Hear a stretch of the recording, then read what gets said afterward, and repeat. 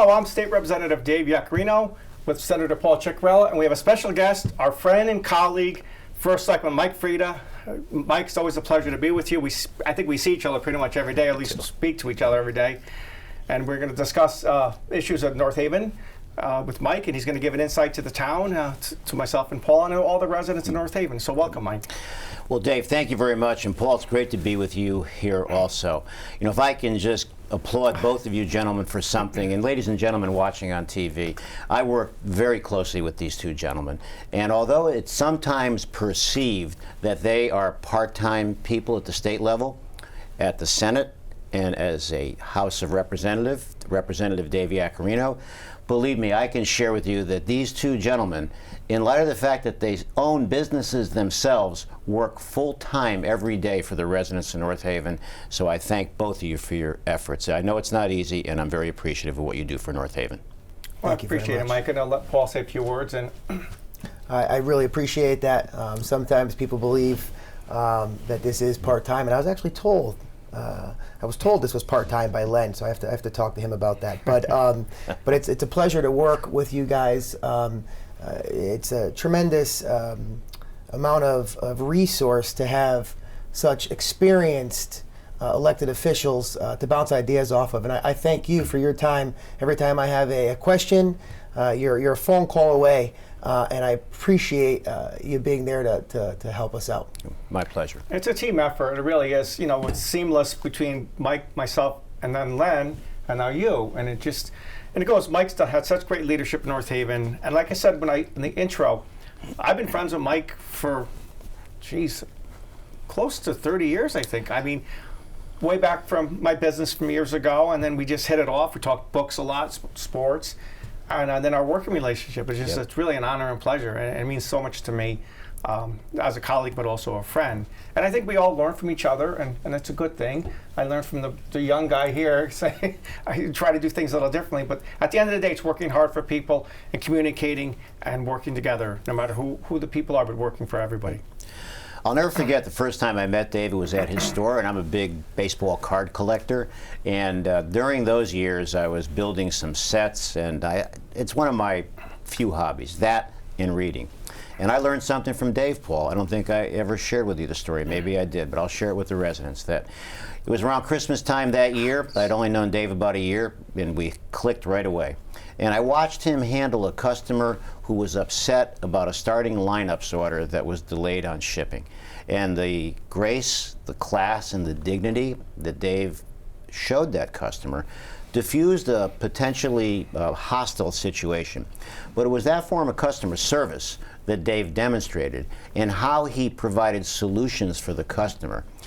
When I went back to Natick, Massachusetts, where my companies were based back then, I put a presentation on for all of our executive vice presidents and vice presidents. I was the CEO of the company.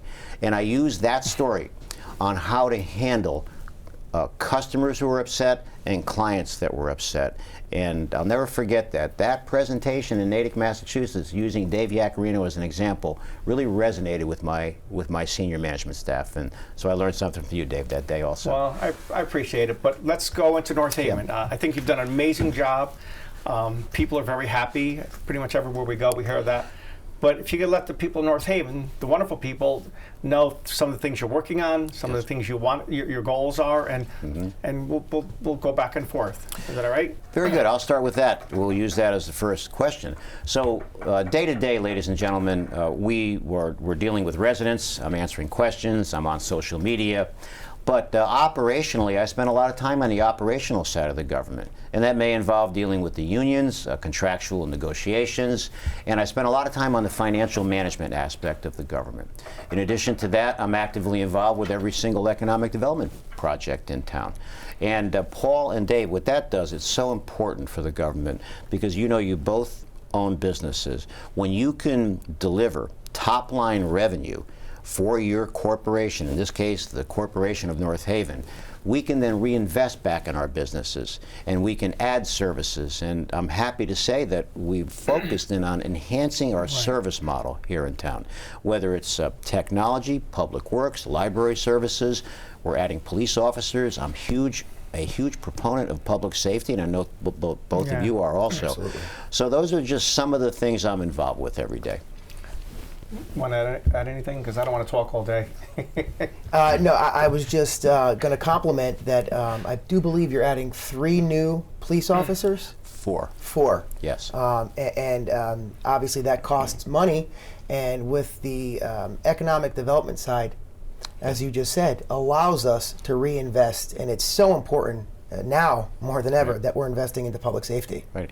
It's so critically important, Dave, to that point. You know, we have, like every other municipality across the country, there are car break-ins. There's a very high level of speeding in town. So the 4 officers that I'm adding will help enhance and augment our police department and help the patrol side of it, so we can get things under control, if you will. And fire and police go hand in hand with public safety. Paul and I, Senator Chickerill and I are going to do a forum with our local North Haven police. We'll advertise, but probably in 3 weeks, 3 or 4 weeks at the Parks and Rec, and hopefully Mike's there. But it's something we all share.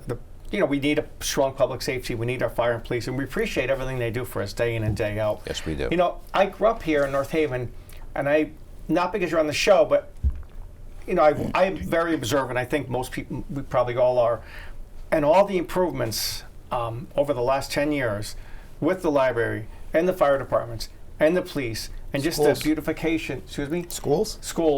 The high school before all of us, but the middle school, which we all were part of, Len and I and you. It's just for the residents. It's just amazing, and it's the upkeep. It's like a business. You have to upkeep your business. You have to upkeep your home, but you're fiscally keeping our town in great shape. Mm-hmm. But aesthetically and beautification, it really is developing. We've talked about this. Yes. It's a lot of money to do it, but like Paul said, you have to have that revenue. You have to have that strong financial base, and I think you've had that balance of all of it. So thank you, Dave, for saying that. And you know, ladies and gentlemen, it is a challenge to continue an upkeep. Consider a town to be your home. You're always looking to improve your home. You don't want to let things fall by the wayside. So since I've been in office, we've paved 134 miles worth of roadways. We've built and renovated 4 new firehouses. We built a new police station. Our police station was in deplorable condition, and we can't have that for our public safety. We put and added on an addition to town hall to make it handicap accessible for the first time ever. We have painted the library roof. We put a new roof on the Cultural and Historical Society, which was leaking. We've added and expanded our public works garage. We put a new garage on there. That was through a state grant that Dave was directly involved with. So we, through the utilization of these 2 fine gentlemen who worked very hard to get us some state grants and steep money, and most recently Paul and Dave, and Paul I think spearheaded this along with Dave, to get a steep grant, and we're going to be looking at upgrading one of our baseball fields. And yet, I'm not satisfied. There's more to do. We can never, ever get complacent. There's 2 words not in my vocabulary, ladies and gentlemen, and that's apathy and complacency. We can do better. I know we're going to get better. I think, in politics, we talked about my store, and the fact is, if you have a business, no matter what Paul does or I do, what you did before, and you're representing and taking care of residents, it's all about customer service. Yeah. But customer service with a heart, and to actually do something, and also betterment of that. And you've taken, and plus if you play sports, it's that drive to always be at your best, always help people, always be there. We all like baseball. Joe DiMaggio, his same, you probably know better than I do, but his statement as far as, you never know who's going to be watching today, and I want to always do my best. And that's how you have to, I think, lead your life, but also represent people. But you've taken that attitude, and you've not just the attitude, and not just empty words, but actually actions. So Dave makes a good point, and Paul, we've talked a lot about baseball, right?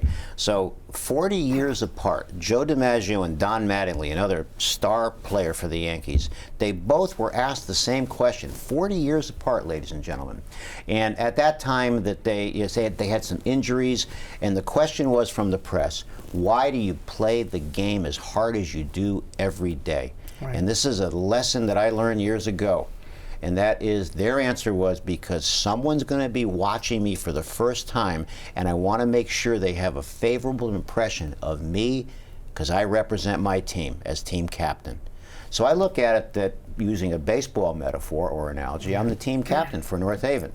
So anybody I meet, anybody I see, I want them to come away with a favorable impression of North Haven. And we were actually just talking about that.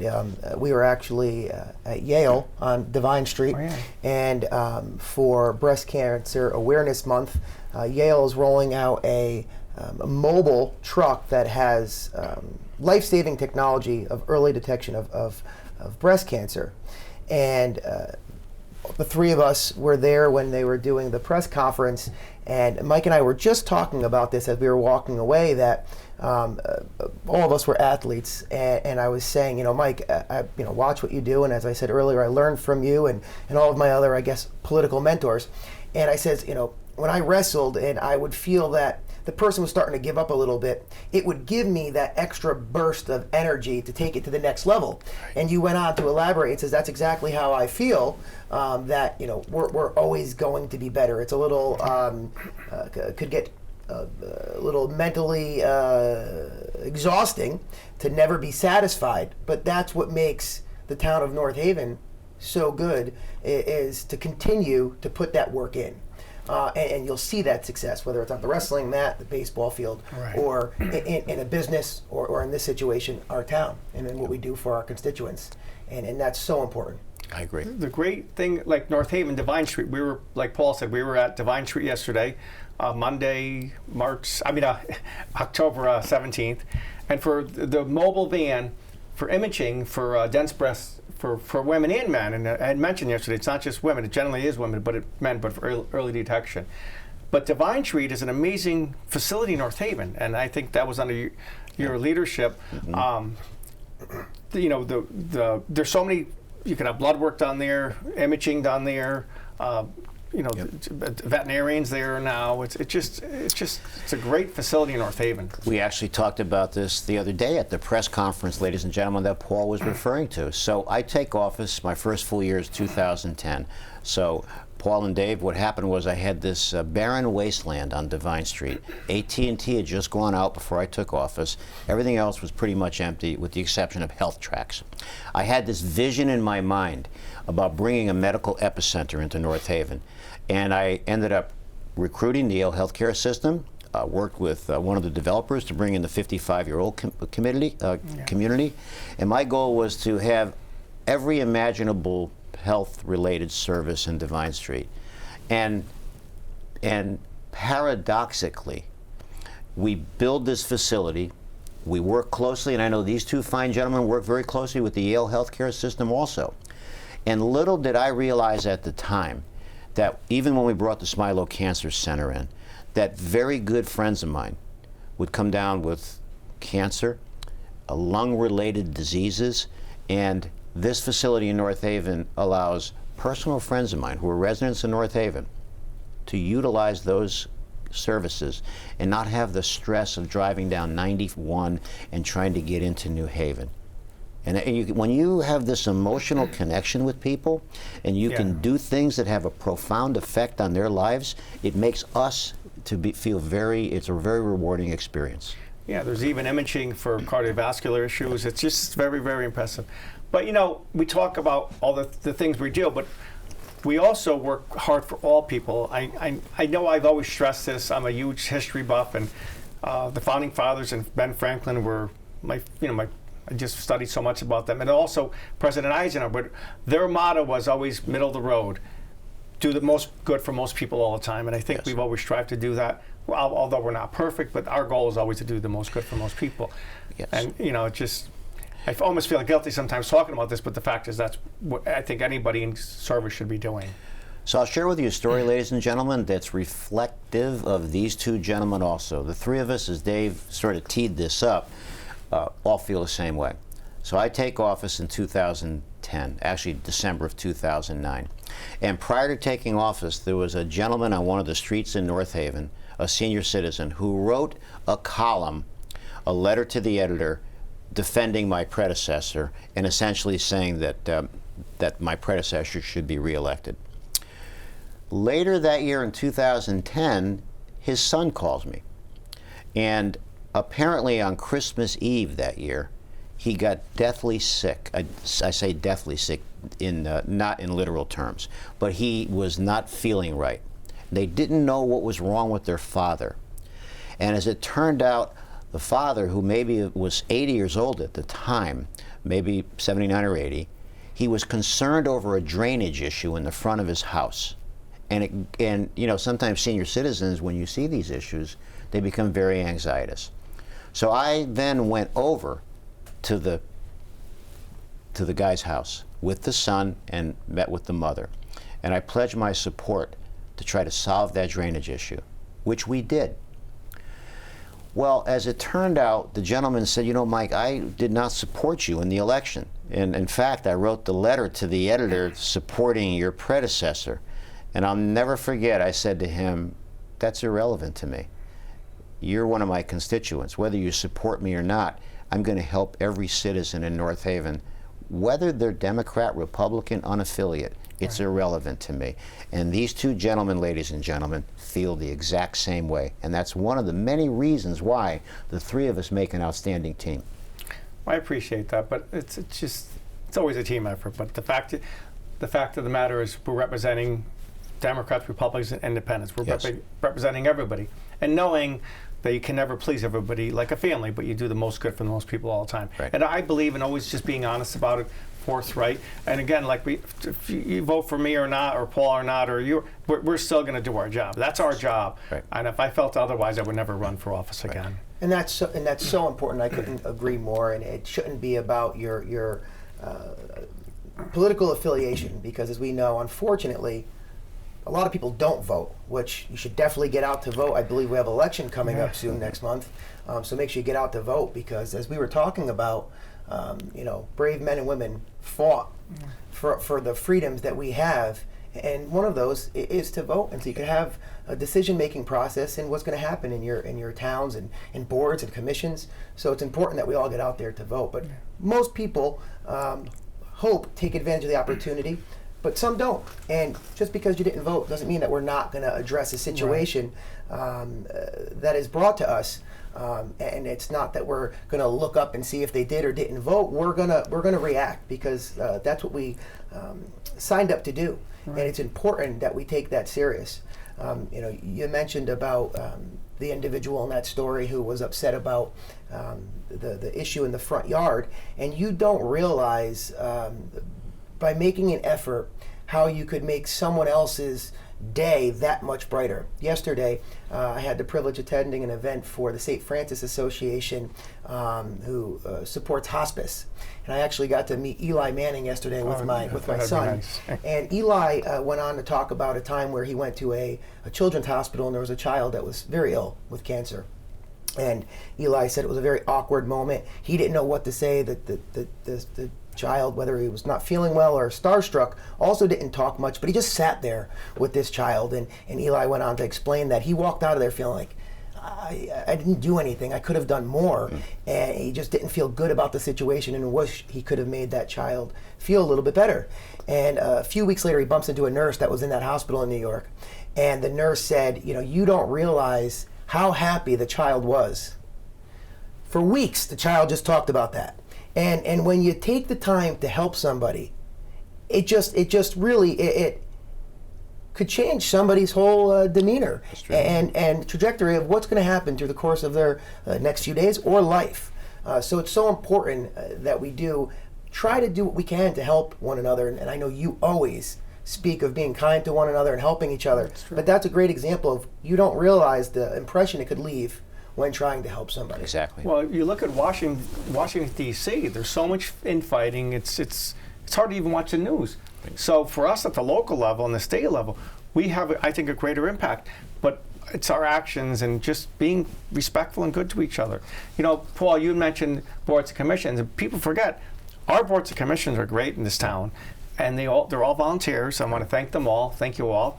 You do a wonderful job. But that is something that, through scouting or coaching hardball or girls softball or wrestling or any sport, it's the volunteers, the coaches that step up. But now in our town, we have dozens of people that step up, that work with your administration and collaborate with your administration, vice versa, you with them, and to help make North Haven the town it is, a amazing, wonderful town. The envy of most towns in our state, because we see so many other state reps and senators, even the governor's office, how they always, brag. Well, they always envious of North Haven, Connecticut, and that's I've heard that since not probably after the first year I was in the Capitol.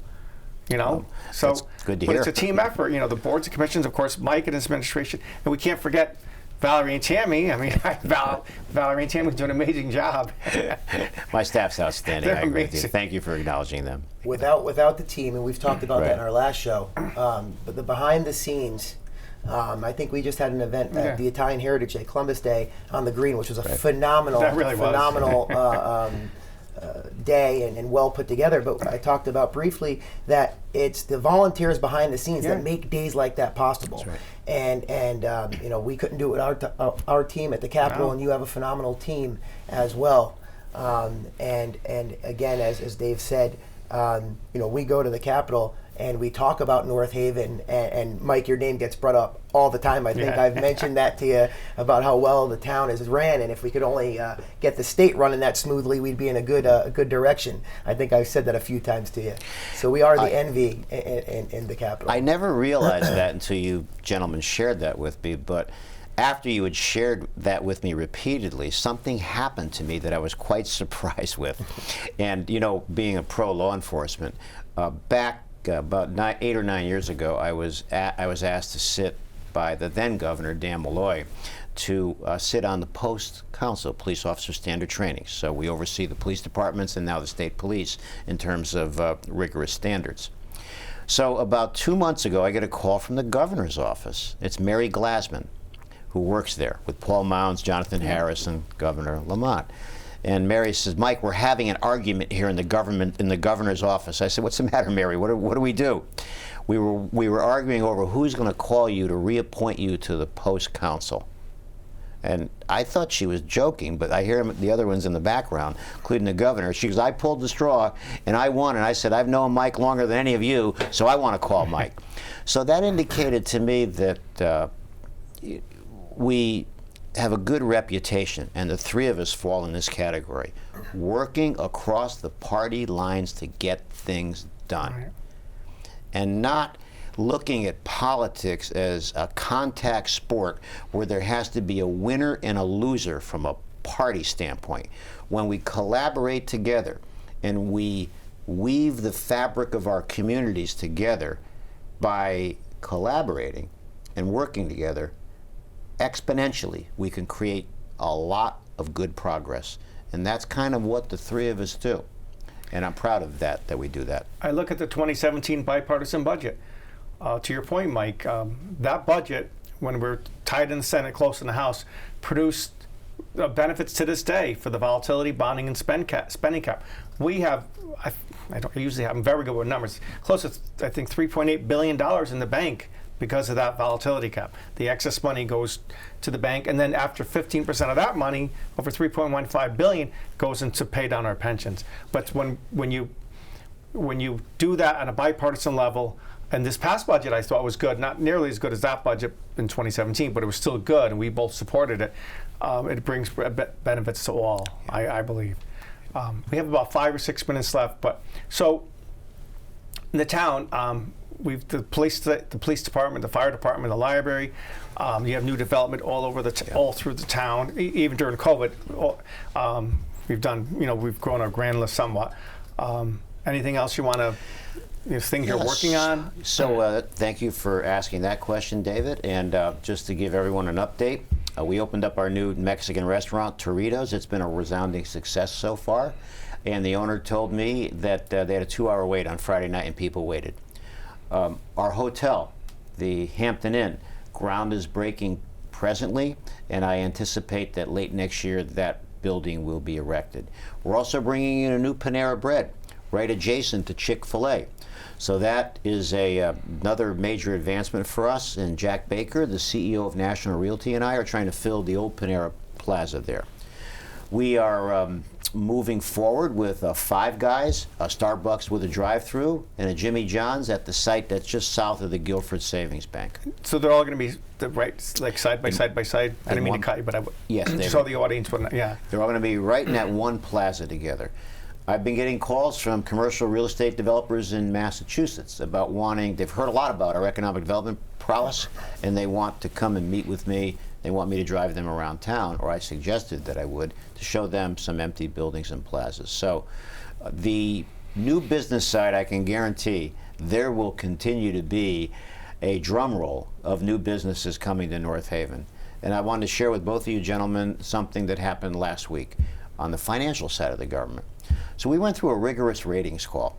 And you know, municipalities are being downgraded across the country because of COVID, loss of revenue, utilization of fund balances to plug in gaps between revenue and expenses.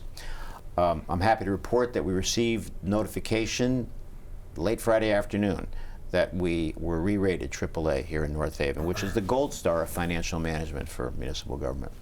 Why don't you explain what that allows us to do? It's almost like a credit score, if you will. Yes. So if you want to just elaborate, by fighting to keep that what you did, it allows us to borrow money at a less interest rate. And Exactly. So to Paul's point, in any municipal budget, there's a debt service line item that can be significant. With us, it's about 7% of our annual expenditures. But when you're AAA rated, you borrow money at a lower interest rate. And what it does, it saves the taxpayers money in terms of debt service every year. So when we pave roads, we pave 11 miles of roads a year. That costs us $2.2 million every year. We borrow the money to do that. When you borrow at low interest rates, not high interest rates, you save the taxpayers dollars because your debt service line is not escalating every year. That's the advantage. so important. We have to wrap it up, but it's one last question real quick. We only have like a minute. On the green, there's going to be an amphitheater. Is that correct? And then I got to wrap it up. I got like 30 seconds. So 30 seconds. Here's two goals I have, ladies and gentlemen, Paul and David. I want to replace the showmobile, put an amphitheater, a bandstand on the green, and you're going to see in the spring all new park benches on the green. Thank you. I want to thank Senator Ciccarella and First Selectman Mike Freda and the town of North Haven for letting us serve you, but also being on your TV screens. Don't forget to go out and vote November 2nd. Don't forget the boards and commissions. And we want to thank you all. Be good to each other, and God bless, and have fun, and enjoy one another. Thank you. Thank you.